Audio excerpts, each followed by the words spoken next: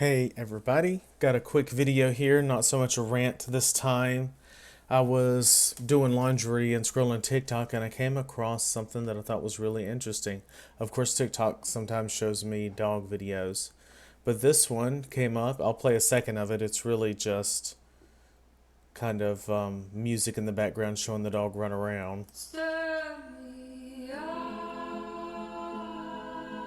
Yeah, anyway.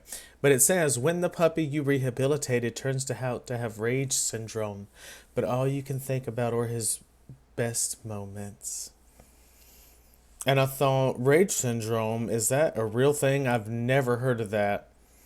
Ever heard of that. So, and there's comments here too. So I'm going to share with you an article talking about rage syndrome, which is this condition where the dog attacks unprovoked, no warning whatsoever. It just goes. And yeah, surprisingly never heard of that. Here's the comment by OP. I will never understand how a dog can be so happy and loved, but still attack without any triggers or provocation. We all can. Hello. He is a textbook case of rage syndrome. Medications are becoming less effective. Rage moments are becoming more frequent. His last attack required hospitalization? For you or for him? I can't find an answer that keeps him and us safe. How the fuck does this even exist? I can give you an answer, and it will be very simple. I've had lots of accusations thrown at me recently. Claims I'm chasing clout or money or sympathy. The truth is, I'm chasing a solution that fixes his rage. I'll take all the nasty messages, threats of harm to my family, and condemning attitudes being thrown at me if it gets enough attention to connect me with someone who knows how to stop rage syndrome from destroying my best friend.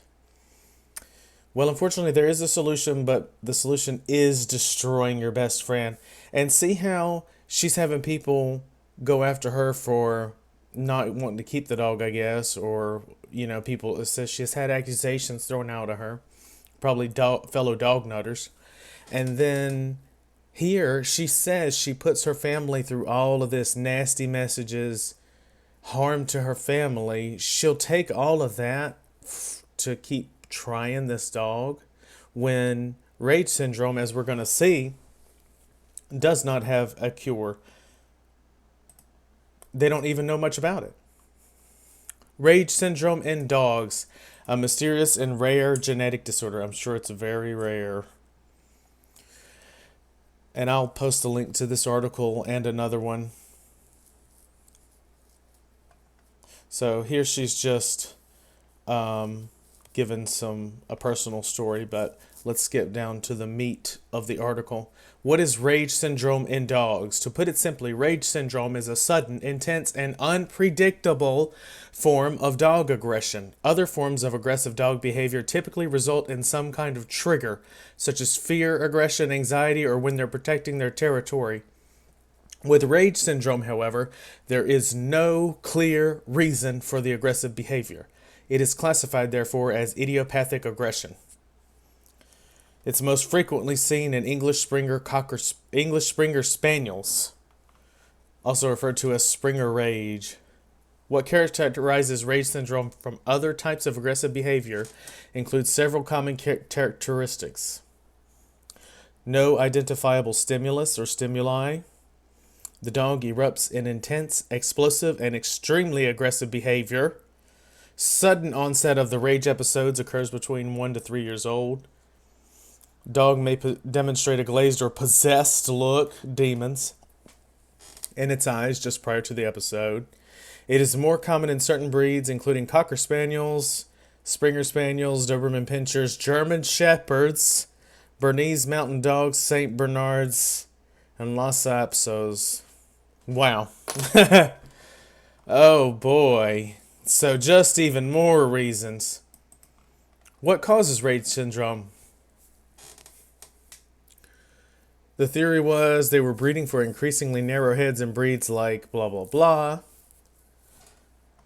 So there's not really an answer. That sounds like a hypothesis. We still don't, after 30 years of research, we still don't have a clear cause for idiopathic aggression. Some believe that seizures are part of the problem. Some say it's just other status related aggression. But the fact remains there's enough of this happening where they have a name for it and a medical condition for it. What's the answer? Euthanize. How do you treat it? Make sure there's not a medical problem or a tumor or something. Make sure there's no physical ailment. There are some drugs that can help. Boy, they are hedging the hell out of this. Can, may, might, could be the case that it may possibly potentially lead to an outcome that is ameliorated just a slightly percent better than what you have right now. If such drugs don't help, it will be time for some hard decisions. It shouldn't be hard. Euthanize. Protect your family. Euthanize. If you have a loose cannon in your house, euthanize, euthanize, euthanize, euthanize. Even people who disagree with me about dogs, people who love dogs, we should be able to agree that if a vet diagnoses a dog with rage syndrome, where it can attack unprovoked for no reason at all, no warning, we should be able to agree that those dogs should be destroyed. They should be euthanized. Sure, get it examined. If, by a veterinarian, if a veterinarian says it has rage syndrome, euthanize.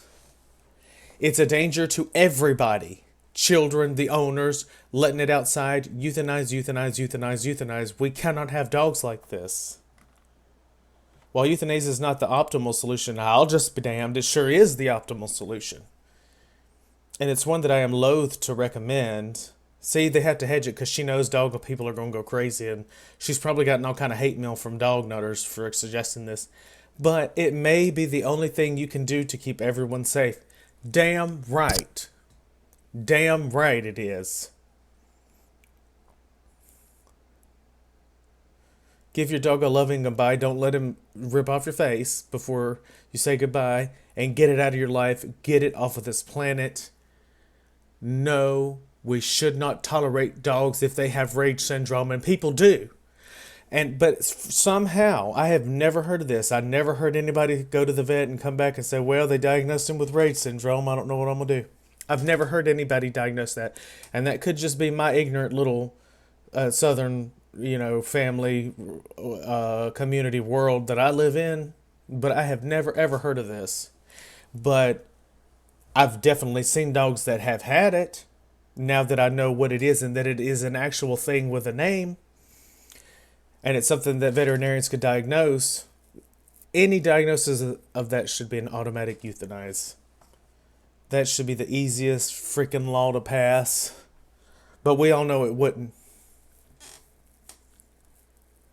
Because people would find a reason to keep these freaking vicious animals. But anyway, that's all I got for today. Thanks so much for listening everyone, and I will see you next time.